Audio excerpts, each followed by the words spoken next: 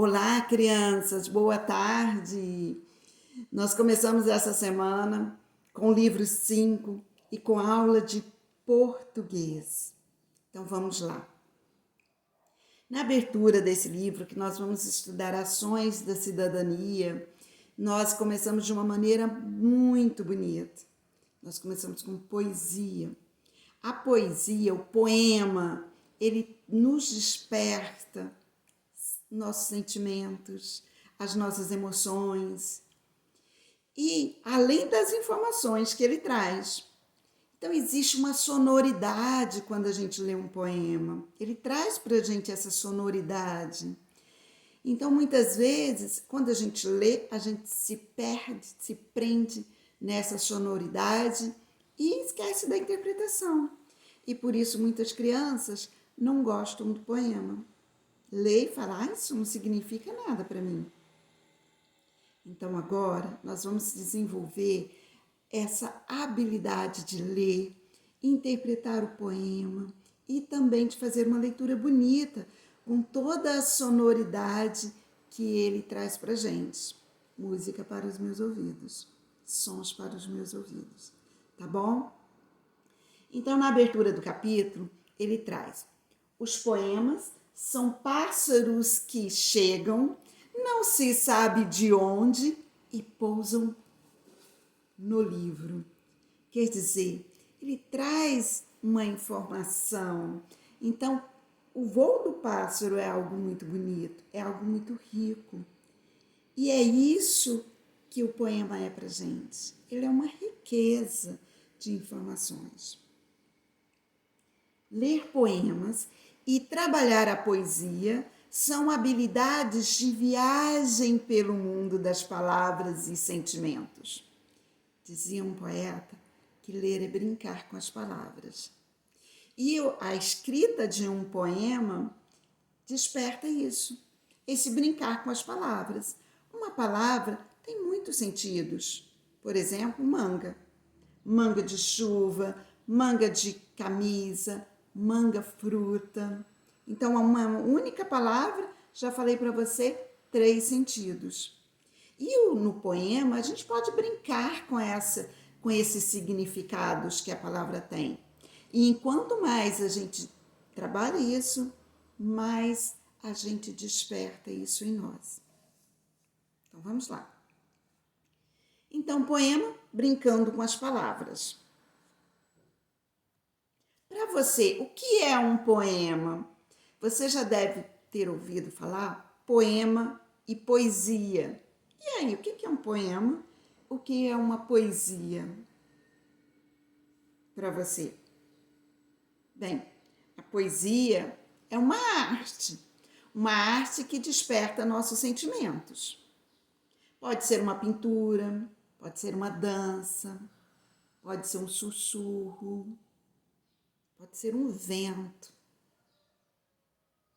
A forma como ele chega até você pode te despertar esses sentimentos. É uma poesia, o nascer do sol, mais uma imagem, mais o poema é essa poesia escrita. Então, quando você pega por exemplo, você olha para uma imagem, para um nascer do sol, uma fotografia ou um pôr do sol, e ali aquilo te desperta esses sentimentos, quando você coloca isso no papel de uma forma sonora, bonita, você está escrevendo e criando seu poema. Então, gente, poema é uma das formas de expressar o que sentimos, uma forma escrita. Então, você vai expressar com palavras escritas, que nos permite brincar com as palavras, com seus significados, como, por exemplo, a manga da camisa, a manga da fruta, a manga de chuva.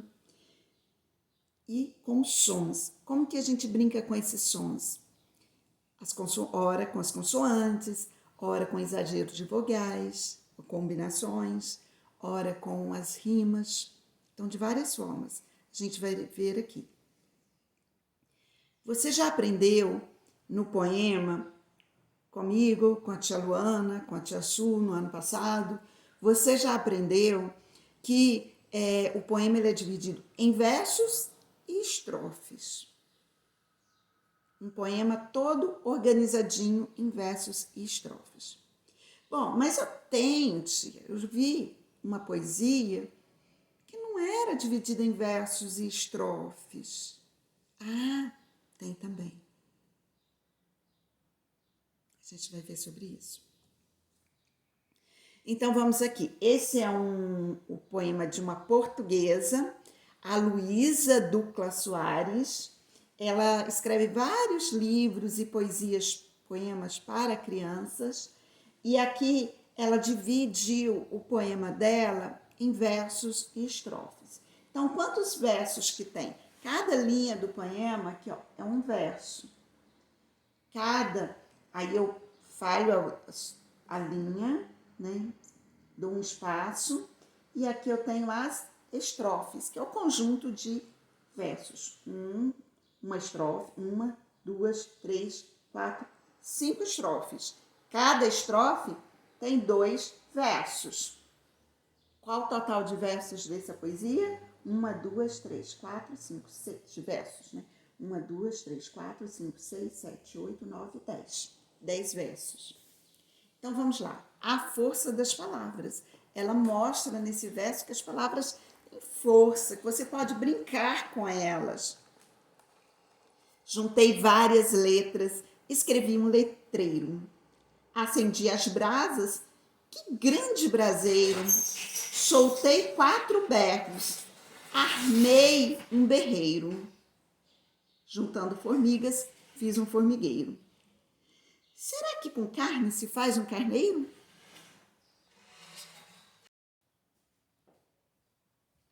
Então, vamos lá. Você deve ter percebido esses sons quando fala juntei várias letras, escrevi um letreiro.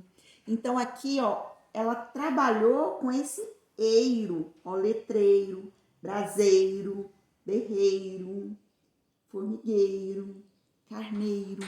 Então, essa terminação, esse sufixo eiro, ela trabalhou com esse, ela brincou. Juntei várias letras, escrevi um letreiro, acendi as brasas, que grande braseiro.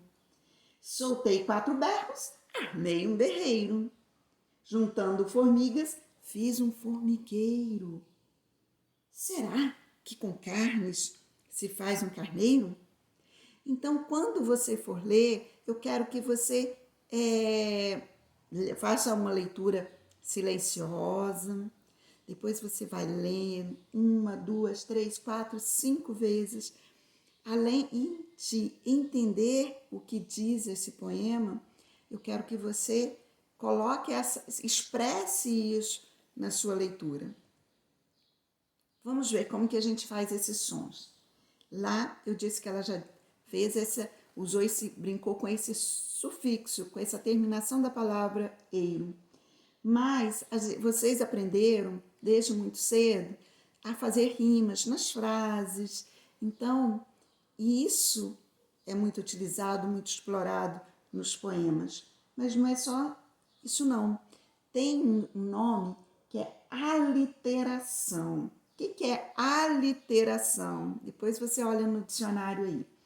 Quando há repetição de consoantes, então repete, faz o uso exagerado da mesma consoante. Por exemplo, o rato roeu a roupa do rei de Roma. Olha a sonoridade que a repetição desse R trouxe. O rato roeu a roupa do rei de Roma. Isso se chama aliteração. Gente, quero que você use essa palavra assim, leia, escuta, mas não precisa decorar. Olhe no dicionário. O que é assonância? Quando há repetição de vogais. Olha só. Na varanda, quem descansa? Então, quando você vai ler, você dá ênfase a essas vogais. Na varanda, quem descansa? Não produziu esse sonzinho com a letra A? Isso se chama assonância. Então, vamos lá, para conferir. Os poemas são compostos de quê? O que são as linhas do poema? Como que chama cada linha do poema? Cada linha do poema é chamado de verso. Os poemas são compostos de versos, que são as linhas do poema, e que são os grupos de versos e geralmente apresentam. Então vamos lá.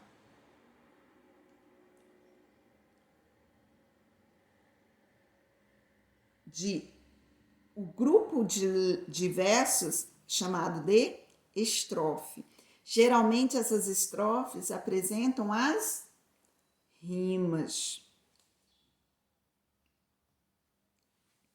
Então vamos entender. Converse com os colegas e o professor sobre o poema A Força das Palavras. Bom, qual é o assunto apresentado? Aí você vai dizer a força das palavras. Não. É brincadeira com as palavras. Brincadeira das palavras. Ela brinca com as palavras quando ela diz: juntei várias letras, escrevi um letreiro. Ela está brincando com essas palavras. O que a autora faz com as palavras? Pensou? Então ela acrescenta o sufixo eiro. Brasa, braseiro. O que mais? Letras, letreiro. Formiga, formigueiro. Carne, carneiro. Então, olha a brincadeira que ela faz. Ela acrescenta o sufixo eiro. Tem mais alguma palavra aí que você pode acrescentar o sufixo eiro? Pensa aí. Quem carrega o jornal é um? Quem leva a carta é um? Então vai. E eu quero que você crie, pense, descubra outras palavrinhas que dá para você brincar com esse sufixo, com essa terminação eiro. Então, o texto que você leu, ele é um texto poético, jornalístico ou narrativo? A intenção do texto é brincar com as crianças, falar com as crianças ou brincar com as palavras? Qual a ideia central do poema? Uma palavra puxa a outra? Ou as letras têm força? Ou as palavras não têm força? A ideia central dele é que as palavras... Quer dizer, que uma palavra puxa a outra. Letra, puxou letreiro. Formiga, puxou formigueiro. Então, uma palavra puxa a outra. E o poema tem 10 versos e 5 estrofes ou tem 5 versos e 10 estrofes? Na 4, assinale a opção que apresenta a palavra que tem o mesmo significado de berros. Então, outra maneira de brincar com as palavras é usar palavras diferentes que têm o mesmo significado. Por exemplo, berros. Qual o significado de berros? Sussurros, gritos ou conversas? O menino deu um berro. O menino o quê? Ele sussurrou ou ele gritou ou ele conversou? Então, de acordo, vamos lá assim, de acordo com o poema, várias letras formam o quê? O que ela fez com várias letras? Ela formou volta no poema. Com muitas brasas, o que a autora fez? Com berros, arma-se e muitas formigas formam-se aí o coletivo de formigas. Prontinho? Tem um exercício para casa, que tem mais uma poesia que eu quero que você leia várias vezes. E leia bonito, tá? Leia bonito. E agora a gente vai brincar um pouquinho com o significado das palavras, lá na página 18. Vamos no próximo vídeo.